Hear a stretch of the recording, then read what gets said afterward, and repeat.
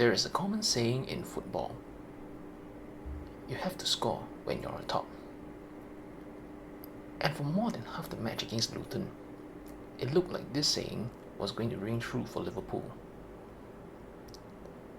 Liverpool started fast. They started brightly against Luton. They created chances early on, most notably the chance that Diaz had in the first 5 minutes or so.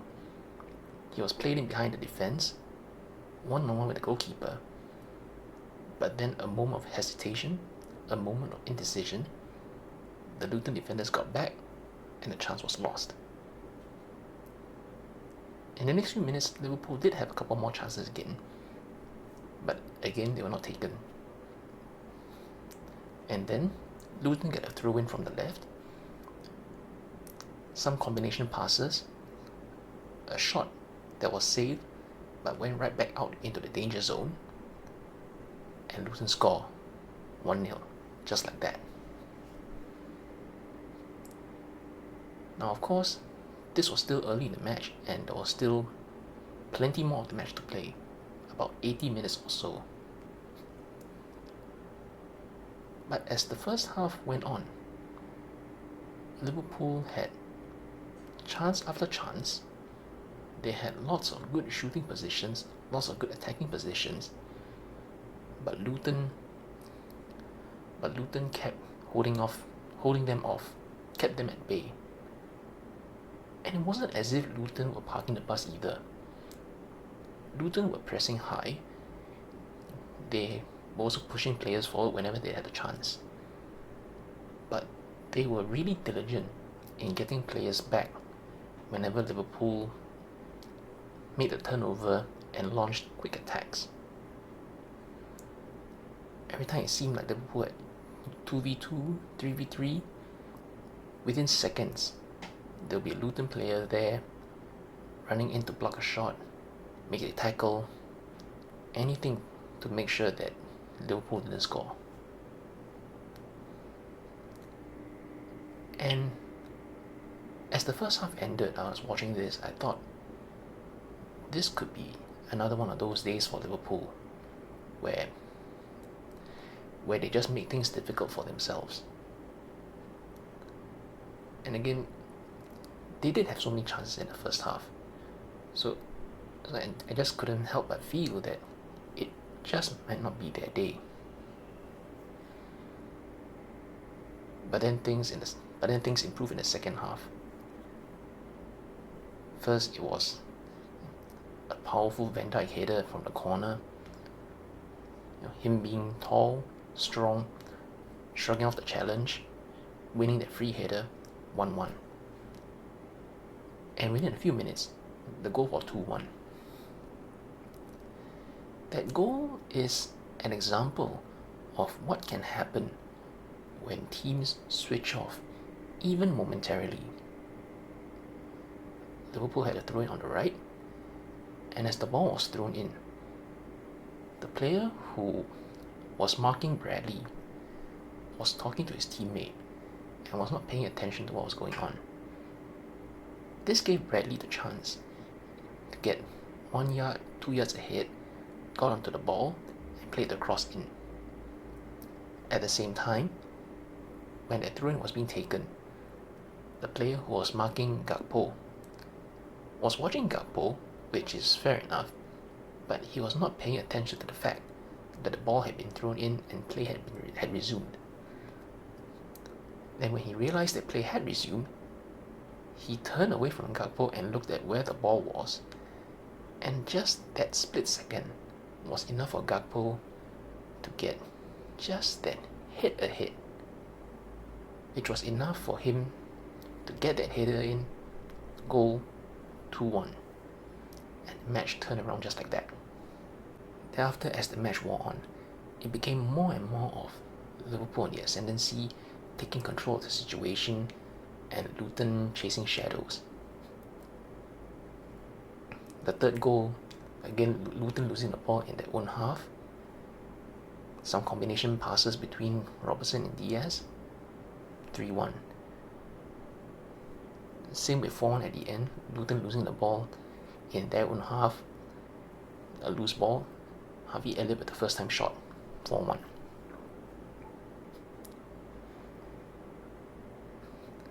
Now this match, it had the potential to be a very frustrating evening for Liverpool, especially given the way things had panned out in the first half. And again, it wasn't as if Liverpool were doing badly. Liverpool did create chances, and the way that they played, it took advantage of Luton pressing high, which allowed then the forward players the space to run in behind and get some really decent chances, big chances. But again, it's a testament to the way that, to how hard Luton were working throughout the entire match, that they were pressing high and pushing people forward, and then still, as a team, tracking back to defend whenever Liverpool had those turnovers or had those forward players going on in the attack. Again, Liverpool had several 2v2s, 3v3s, counter attacks, and every time it seemed like Liverpool were in a good position to shoot, there would be a Luton player running in, blocking the shot, getting the tackle in, or just the entire Luton team rushing back, flooding the box and defusing the situation. But then ultimately Liverpool's quality shone through, and Liverpool just ran away with the scoreline after the initial turnaround, 2-1, 3-1, 4-1. It is quite amazing that Liverpool have been able to play the way they have in this match. The fluidity, the pace, everything, despite this ever-growing laundry list of injuries and missing players.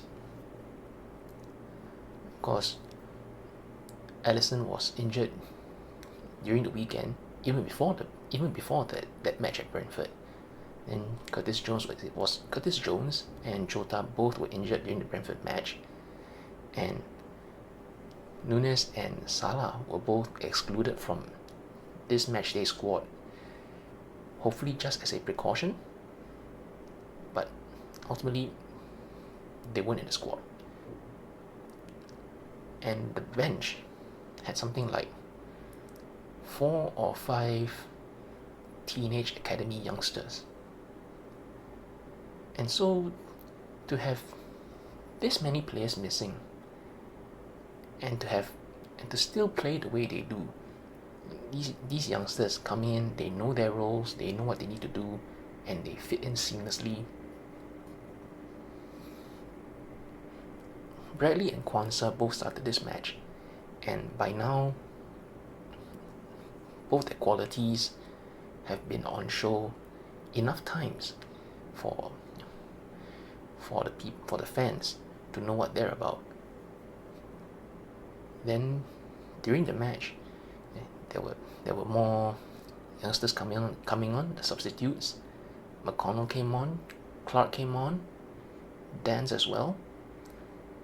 And Dance also he played his part in that fourth goal, winning the ball, laying it off forward.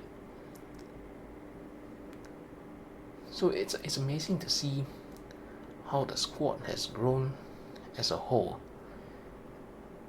In most years past, if the team had this many injuries, it would be a genuine worry whether or not they would be able to get through a long list of fixtures without these players.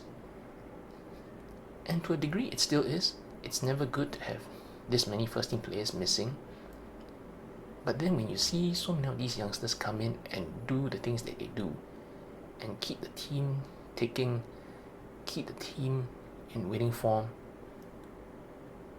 suddenly it feels like maybe it's not that bad after all. A mention has to go to Gakpo, especially, I would think. Now, he scored in the previous match at Brentford, and I felt at the time that that goal would give him a lot of confidence. It would be a confidence booster for him going forward. And seeing the way he performed in this match, I think he looked sharper, He looked more decisive in front of goal. He had a few good chances, had a few good shots, and that goal he scored to make the 2-1.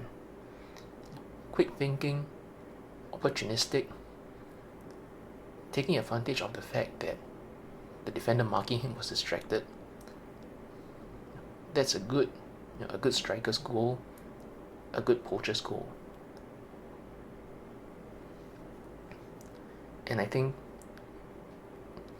hopefully that this could be an uptick in form for him, uptick in form, in confidence, and hopefully it will serve him well, going forward for the rest of the season. Now then, winning this match puts Liverpool 4 points clear at the top of the table, and of course, this coming weekend is the cup final against Chelsea. And having won this match, at least Liverpool, I think, can focus fully on the cup final.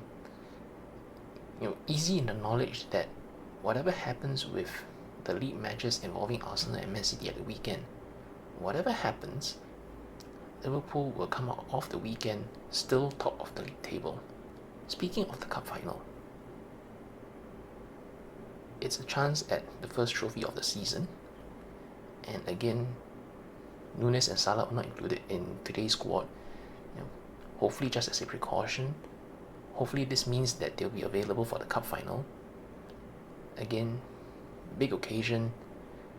You want as many of your best players available as possible. And Salah and Núñez definitely are among the first choice names for the team. But anyway, that is for the weekend. For now, Liverpool managed to turn what seemed like it would be a difficult night into a comfortable night. That's as good as it gets. Hopefully this continues.